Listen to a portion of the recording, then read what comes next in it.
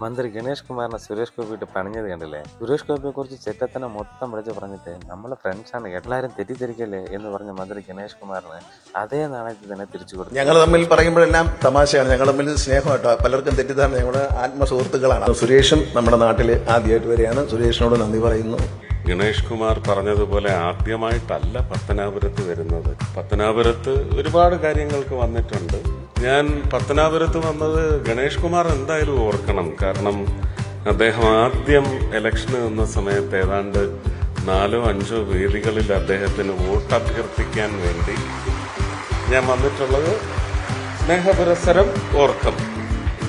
രണ്ടാമത്തെ തവണ നിൽക്കുമ്പോഴും ഞാൻ വന്ന് ഗണേശനുമായിട്ട് ഗണേശന്റെ ഓഫീസ് ഉൾക്കൊണ്ടിരുന്ന ഒരു വീട്ടിൽ നിന്ന് ഒരു ഓപ്പൺ ജീപ്പിൽ കയറി നിന്ന് റോഡ് ഷോയ്ക്ക് പോയതും ഞാൻ നല്ലതുപോലെ ഓർക്കുന്നുണ്ട്.